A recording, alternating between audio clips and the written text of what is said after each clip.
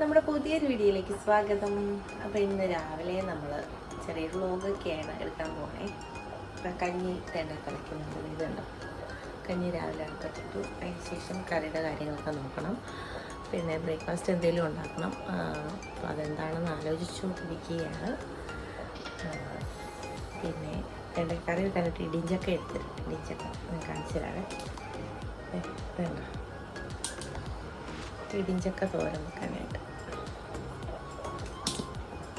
അപ്പോൾ ഇടിഞ്ചക്കത്തോരൻ നമുക്ക് വെച്ചിട്ട് ഇന്നൊരു രസം ഉണ്ടാക്കാം.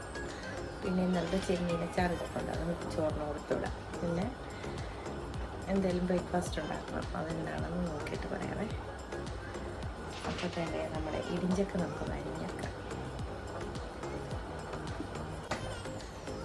ഞാൻ ഈ ചോപ്പറിനകത്തിട്ട് ഇതുപോലെ അരിഞ്ഞെടുക്കുന്ന ഇടിഞ്ചക്ക ഉണ്ടോ, ഇങ്ങനെ അരിഞ്ഞെടുക്കും. ഇതാ എനിക്ക് എളുപ്പം, മറ്റേ രീതിയിൽ ഉണ്ടാക്കുന്നതിൽ എളുപ്പം എനിക്കിതാണ്.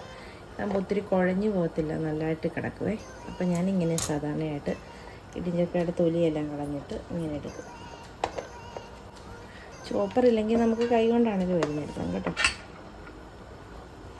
ഞാൻ സാധാരണ ഇങ്ങനെ ചെയ്യുന്നത് എല്ലാം സെയിം പരിപാടി തന്നെയാണ്.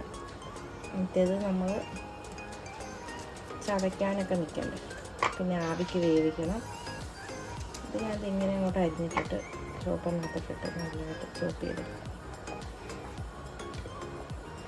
ചോപ്പർ വാങ്ങിക്കുന്നതിന് മുമ്പ് ഞാൻ കൊത്തി അരിഞ്ഞെടുക്കുമായിരുന്നു കൈകൊണ്ട്.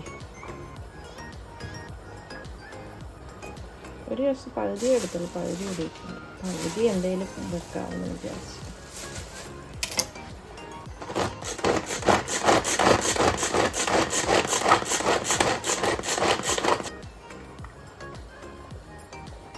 നമ്മൾ രസം വെക്കാനായിട്ട് പൊടിച്ചെടുക്കുകയാണ്.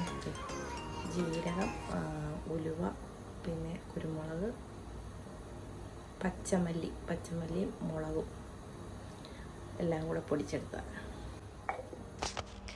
രസം ഉണ്ടാക്കാനുള്ള പാത്രം നമ്മൾ അടുപ്പത്ത് വെച്ച് കൊടുത്തിട്ടുണ്ട്. പിന്നെ എൻ്റെ അവിടെ കഞ്ഞി തിളച്ചുകൊണ്ടിരിക്കുകയാണ്. അതിലേക്ക് കടുക് ഇട്ട് പൊട്ടി വന്നപ്പോഴത്തേന് ഉണക്കമുളകും കറിവേപ്പില ഇട്ട് കൊടുത്തിട്ട് പിന്നെ ഒരു 3-4 വെളുത്തുള്ളി ചതച്ചതും അതുപോലെ തന്നെ ഒരു മീഡിയം സൈസ് തക്കാളിയും കൂടെ അരിഞ്ഞിട്ട് കൊടുത്തിട്ടുണ്ട്. അതിലേക്ക് നമുക്ക് ആവശ്യത്തിനുള്ള ഉപ്പ് പൊടിയും കൂടി ഇട്ട് കൊടുക്കാം. എന്നിട്ട് നന്നായിട്ട് ഇളക്കി യോജിപ്പിക്കാം.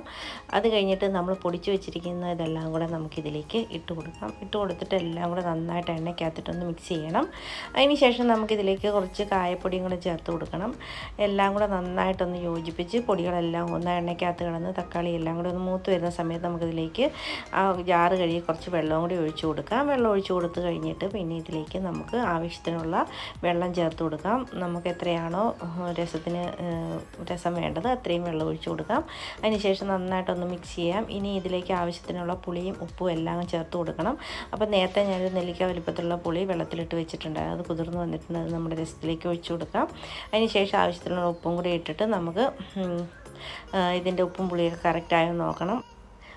ഉപ്പ് ഇടയ്ക്ക് ഞാൻ ഇച്ചിരിയും കൂടി ചേർത്ത് കൊടുക്കുന്നുണ്ട്, കാരണം പുളി ഒഴിച്ച് കഴിഞ്ഞപ്പോഴത്തേനും ഉപ്പ് കുറച്ച് കുറവായിട്ട് തോന്നുന്നുണ്ട്. അപ്പോൾ ഞാൻ കുറച്ച് ഉപ്പും കൂടി ഇട്ട് കൊടുക്കുന്നുണ്ട്. ഇടയ്ക്കിടയ്ക്ക് ഉപ്പും പുളിയൊക്കെ ഞാൻ നോക്കും, കാരണം എന്താണെന്ന് വെച്ചാൽ കറക്റ്റായിട്ട് കൊടുത്തില്ല ചേട്ടൻ ഇരുന്നുകൊണ്ട് പറയും ഉപ്പില്ല പുളിയില്ല എന്നൊക്കെ പറയും. അത് കാരണം എല്ലാം കറക്റ്റാക്കി വേണം കൊടുക്കാനായിട്ട്. അതുകൊണ്ട് ഇടയ്ക്കിടയ്ക്ക് ഞാൻ ഉപ്പും പുളിയും ചേർത്ത് കൊടുക്കുന്നുണ്ട്. അപ്പോൾ രസം എനിക്ക് വലിയ താല്പര്യമില്ലാത്തൊരു കറിയാണ്, എന്നാലും ഇവിടെ ബാക്കിയുള്ളവർക്കൊക്കെ ഇഷ്ടമായതുകൊണ്ട് ഞാനത് വെക്കുന്നതാണ്. എനിക്ക് രസത്തിനോട് വലിയ താല്പര്യമൊന്നുമില്ല കേട്ടോ. പിന്നെ നമ്മുടെ രസം ഇനി തിളച്ച് വരുമ്പോഴത്തേനും നമുക്കിതിലേക്ക് കുറച്ച് മല്ലിയിലയും കൂടി ഇടണം. പിന്നെ ഞാൻ മഞ്ഞൾപ്പൊടി ചേർക്കാനായിട്ട് മറന്നു പോയായിരുന്നു കേട്ടോ. പൊടിച്ചപ്പോഴത്തേന് കുറച്ച് മഞ്ഞൾപ്പൊടി ഞാൻ എന്തായാലും കറിക്ക് എല്ലാത്തിനും ചേർത്ത് കൊടുക്കും കേട്ടോ. അതുകൊണ്ട് ഇതിനകത്തോട്ട് ഞാൻ പൊടിക്ക് മഞ്ഞൾപ്പൊടിയും കൂടെ ചേർത്ത് കൊടുക്കുന്നുണ്ട്. അതിനുശേഷം നമുക്ക് മൂടി വെച്ച് തിളച്ച് വരുന്ന സമയത്ത് വേണം നമുക്ക് മല്ലിയില ഇട്ടിട്ട് അന്നേരം തന്നെ തീ ഓഫാക്കി കൊടുക്കും. ഒത്തിരി നേരം ഇട്ട് വെട്ടി തിളപ്പിക്കേണ്ട ആവശ്യമൊന്നുമില്ല നമ്മുടെ രസം കേട്ടോ. അപ്പോൾ ഇതുപോലെ രസം തയ്യാറാക്കി നോക്കാത്തവർ എന്തായാലും ഒന്ന് തയ്യാറാക്കി നോക്കണേ.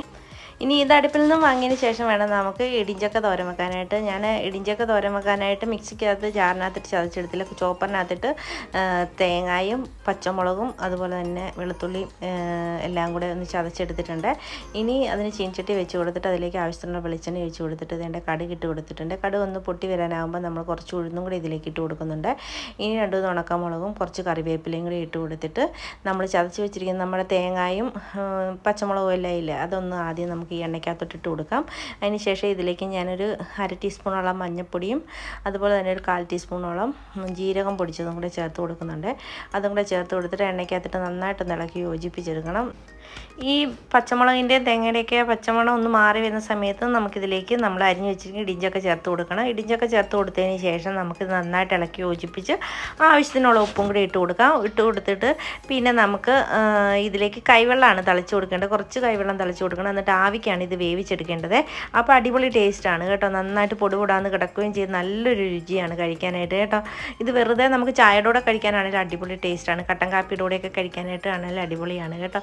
ഇതുപോലെ ഇടിഞ്ചക്ക തോരൻ തയ്യാറാക്കി നോക്കാത്തവർ എന്തായാലും ഒന്ന് തയ്യാറാക്കി നോക്കണം. സൂപ്പർ ടേസ്റ്റാണ് കേട്ടോ.